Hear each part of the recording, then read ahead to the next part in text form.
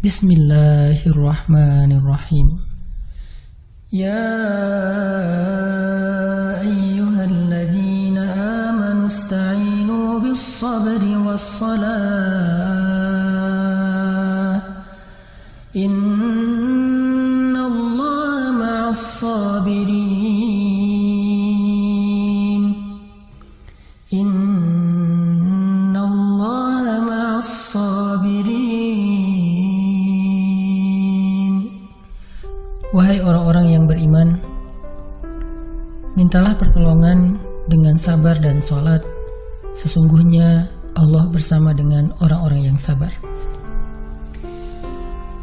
Kita sering mendengar ayat ini disampaikan oleh para ulama, para da'i, para ustadz, tentang bahwa salah satu di antara cara menjemput pertolongan Allah Subhanahu wa Ta'ala itu adalah dengan melakukan ibadah sholat.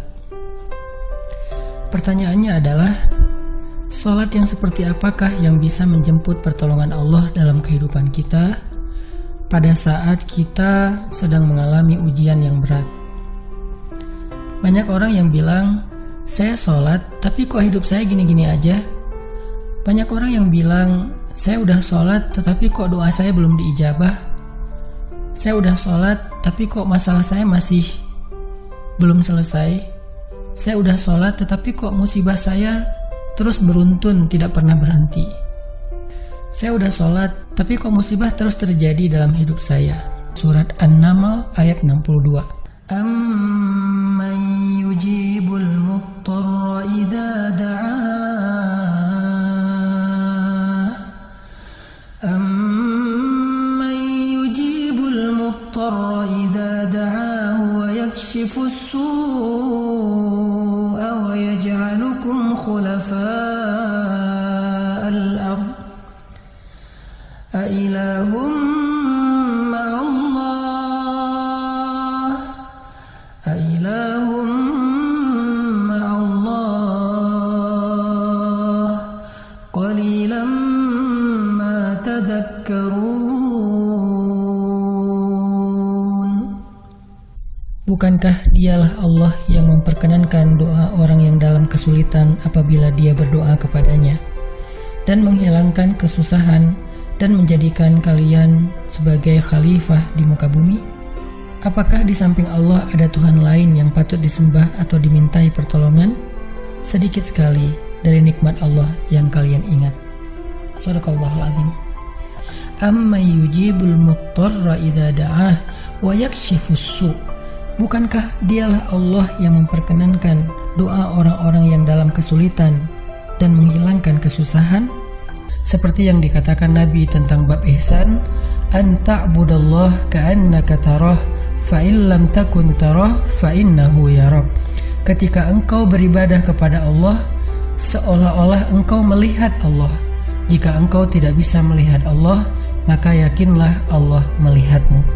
Di sini Nabi mengajarkan kepada kita tentang sholat yang terkoneksi langsung dengan Allah Subhanahu wa Ta'ala. Terkoneksi dalam yakin dan iman sampai seolah-olah kita melihat Allah.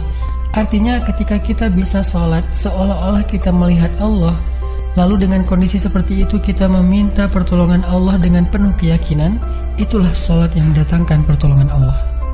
Atau kalau kita nggak bisa membayangkan bahwa kita melihat Allah karena itu memang sulit, maka yakinlah Allah melihat kita, dan itu pasti. Artinya bahwa Allah itu pasti mendengar kita, melihat kita, dan sedang menunggu apa yang kita butuhkan. Maka orang yang bisa melakukan sholat dalam keadaan benar-benar seperti sedang bertemu dengan Allah, lalu dia meminta pertolongan Allah Subhanahu wa Ta'ala, maka sholatnya itulah yang disebut di dalam Al-Quran wasta'inu bis-sabri was-shalah. Sholat yang bisa mendatangkan pertolongan Allah Subhanahu wa Ta'ala. Semakin sering kita melakukan sholat dengan ihsan, benar-benar seperti bertemu dengan Allah Subhanahu wa Ta'ala. Kalau kita nggak bisa ngerasain bagaimana cara menghayati kita melihat Allah, yakinlah Allah melihat kita.